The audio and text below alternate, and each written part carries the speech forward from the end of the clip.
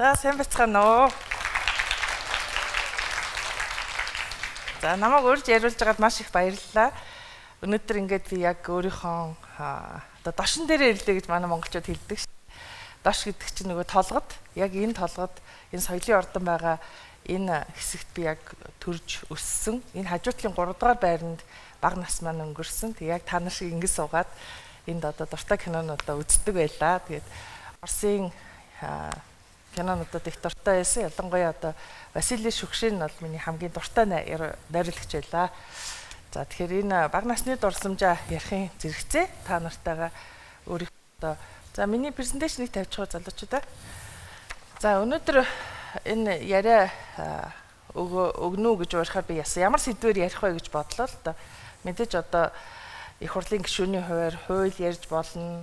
Эсвэл одоо физикч хүний хувьар физик шинжлэх ухааны талаар яагаад шинжлэх ухаанд дуртай болсноо ярьж болно тийм ээ. Гэхдээ та нарт би бас нэг өөрийнхөө зорилгоо тодорхойлох арга хуваалцъя гэж бодож ирлээ. Тэгээд тэр зорилгоо тодорхойлох аргыг хуваалцсангаа одоо өөрийнхөө энэ амьдралын одоо боловсрал хэрхэн олж авсан, ямар ажил хийсэн, тэг эн чинь нэг замнал байхгүй юу. Тэгэхээр энэ яриагаа би аялал гэж нэрлсэн. Яагаад гэвэл миний бодлоор энэ суралцж байгаа маань, ажил хийж байгаа маань энэ болгон бол одоо аялал, англиар journey гэдэг шүү дээ, тийм ээ. Тэгэхээр альва зүйлийн үр дүнг биш, тэр замдаа явж байгаа алхам болгоныг өөрөө ингэж enjoy хийж сайхан байх нь амьдралын утга учирыг бий болгодог гэж бодож байгаамаа. За амьдралын утга учир гэж би энэ зөвхөн үгнүүдийг нэлээд том философи асуултууд л да. Амьдралын утга учир гэж юу юм те? Үнэн гэж юу юм? Цаг хугацаа, бүхнийг шүүн, тийм ээ? Тэгээд бас шудраг ёс гэж юу юм? Тэгээ эцсийн дүндээ чи хийм бэ? Чи яг хийм бэ? Амьдрал чи утга учиртай амьдрч чадсан уу? Гэдэг энэ асуултууд бол одоо үе үеийн философчдыг асуулт нэгсэн, хариулт нэгсэн тийм асуултууд л да. Тэгэхээр би энэ философчдын нэрийг бичсэн. Тэгээд та бүхэнд одоо энэ өдөр философи ярих гээгүй маа. Гэхдээ зүгээр санаа өгөх үүднээс энэ философчд яг үнэн гэж юу вэ? Энэ харьцангуй ойлголт боловч тэрний хариултыг олон 100 мянган жилийн турш хайсаар байгаа. Гэхдээ өнөөдөр бол би яг амьдралыг одоо утга учиртай болгодог юм юу вэ гэж миний хувьд бол зорилго. Тэр зорилгодоо хүрж байгаа замнал, тэр journey буюу одоо аялал. За тэгээд тэр аяллаа маань маш чухал хэсэг нь бол одоо миний хувьд бол энэ боловсрал олж авсан процесс маань юм аа. Тэгэхээр энд олон залуучууд цугласан байна. Энэ GMIT-г оюутнууд байна уу гар өргөдөө? За баг ихэнх нь юм байна. Налахын залуучууд байна ерөнхий боловсролын сургуулийн хүүхдүүд. За тийм ээ яг миний одоо нутгийн хүүхдүүд юм байна шүү дээ та нар.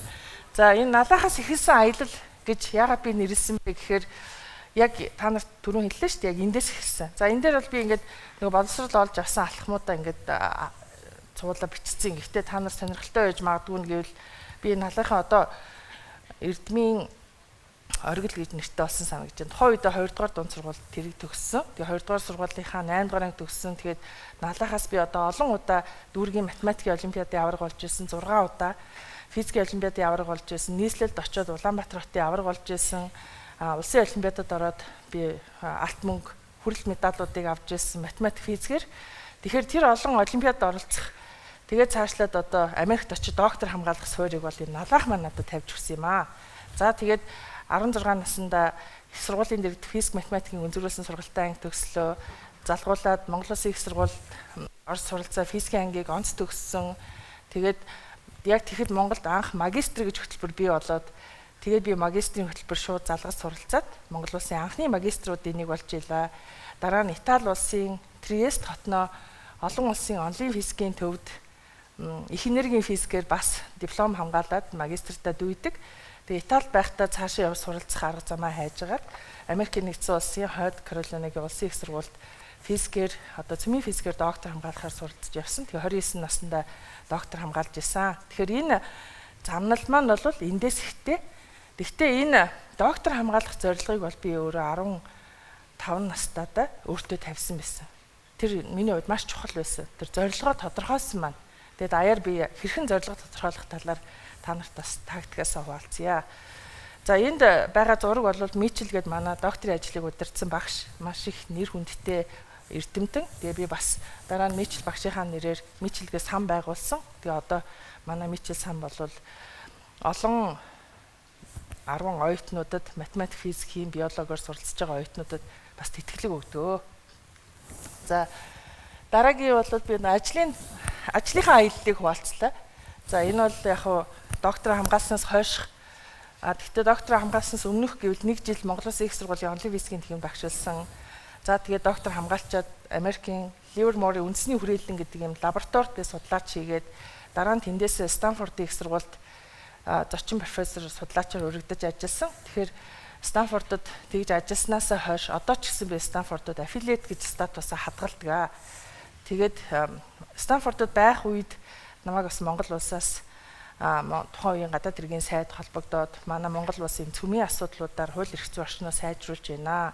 Та одоо энийг Стэнфордод энэ чиглэлээр хичээл заадаг хүний хувьд Монгол улстай одоо өөрийнхөө сурсан мэдснээс хуваалцвал сайн байна гэдэг ийм урилга авсан. Тэгэхээр ямар ч хүн улсын чинь одоо гадаад хэргийн сайд урихад тэглгүй авах уу гэж ирнэ шүү дээ, тэгээд ирсэн. Тэгээд тэрнээс хойш би одоо Стэнфордод affiliate status маань ингээ 14 дахь жилдээ шинжлэгдээд явж байгаа.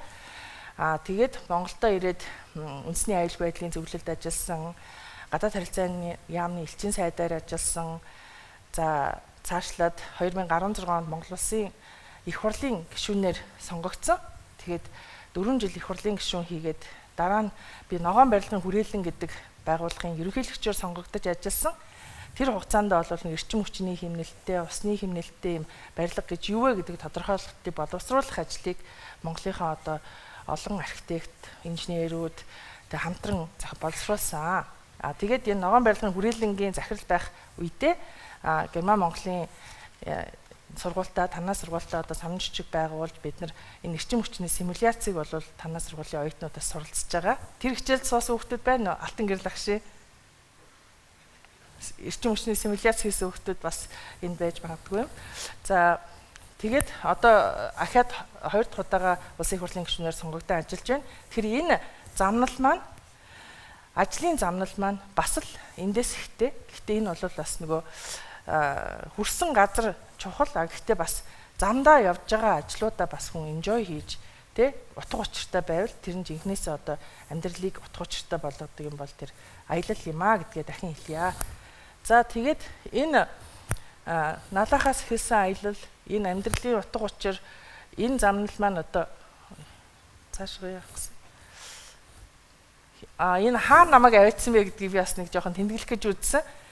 Энэ Стэнфордод багшилж явах үедээ дараа нь өмнө нь дараа нэг олон газар урагдаж бас лекц уншсан. Тэгээд энэ лекц уншсан панел дээр суусан, ихтгэл тавьсан газруудаа ингээд дэлхийн газрын зураг дээр тэмдэглэсэн зарим нь.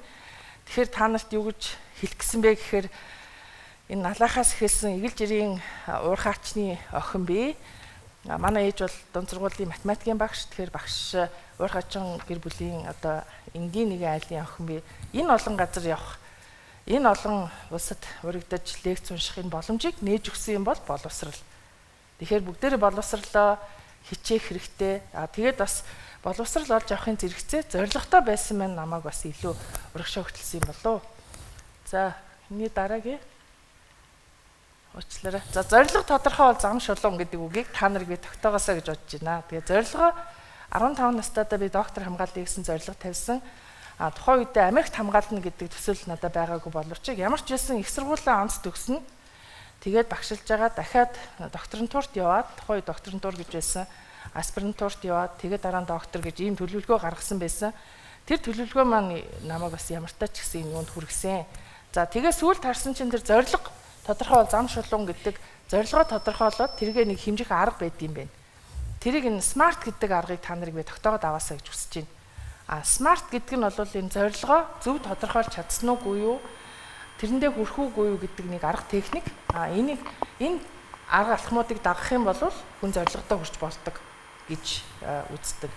За смарт гэдэг нь бол энэ 5 үг байгаа. Нэгдүгээрт нь бол зорилго бол specific байх хэрэгтэй. Тодорхой байх хэрэгтэй. За би одоо доктороо хамгаална.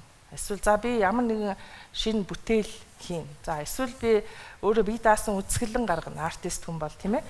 За эсвэл одоо би маш олон хүнийг ажилдаа орлоготой байлгадаг мундаг том корпорац байгуулна. Ингээд тэр зорилго нь бол өөрөө тодорхой байх хэрэгтэй, specific. За smart гэдгийн M үсэг нь бол measurable буюу хэмжигдэх. За би тэр нөгөө компани байгуулна гэсэн бол за би тэдэн хүнтэй компани ингээ хэмжиж болох зорилго тийм ээ. Эсвэл би докторийн ажлаа хийнэ гэвэл за би доктор 35 нас хүрэхээс өмнө доктороо хамгаална гэдэг юм уу. Энэ хэмжигдэх зах хэрэгтэй. Тэгээд хамгаалсан эсэх эсвэл одоо бүтээл гэж ивэл тэдэн ширхэг бүтээл эсвэл ямар нэгэн байдлаар тэр хэмжиж болох зах хэрэгтэй. За 3 дугаарх нэг үзүүлэлт нь бол A үсэг нь achievable буюу хүрч болох үс. Тэгээ хуучин би энэ лекцийг яхта одоо хүрч болох үс гэдэг нь за би ингээд Марс руу нисмээр байна гэсэн энэ зорилго бол хүрч болох үс зорилго биш байгааз гэж ярьдаг байсан чинь одоо ингээд Марс руу нисэх очих юм бас айгүй бол магадгүй болоо сансрын аялж болчихлоо хөгжөд юм л да. Тэгэхээр одоо хүрч болох үс болохгүй зорилгын жишээ маань бас биш болчлоо. Тэгэхээр хүрч болох үс зорилго өөртөө тавих хэрэгтэй. Тэр нь одоо жишээлбэл хин нэгэн хүн өөр тухайн үндэ авиаст бол би энэ салбараар олимпийн алтан медаль авах гэдэг юм уу. Тэгэхээр тэр нь бол тухайн хүний хувьд өөрт нь хүрч болох зорилго байх хэрэгтэй гэсэн үг. За R үсэг нь бол rewarding буюу одоо өөрт ингээд таашаалтай өөрөө дуртай юм хийх хэрэгтэй.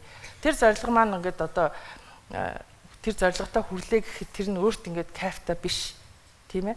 Чи одоо тэрний хийлээгээ чамд гэсэн ямар нэгэн сэтгэл санааны баяр жаргал авчрахгүй болвол яагаад тэр лөө зорино гэж.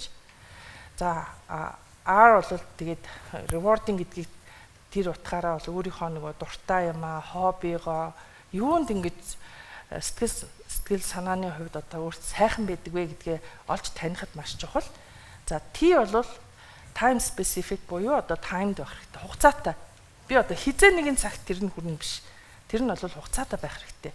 За би 50 нас хүрэхээс өмнө тэр бомтон болно ч гэдгийг ингээд ямар нэгэн зорилго өөртөө тавиад тэр нь тодорхой байх хэрэгтэй, өөрт кайфтай байх хэрэгтэй. За би 30 нас хүрэхээс өмнө 1000 ном уншаад 1000 номоо каталогжуулаад өөрийнхөө гэсэн номын сантаа болно гэж үл тэр бол маш тодорхой зорилго байгааз. За тэгээд та нартайгаа энэ зорилго тодорхой зам шулуун гэдэг сэдвийг хуваалцъя гэж зорж ирлээ. Тэгээд цаг босноо. За тэгээд та нартай сурал өндөр амжилт хүсье.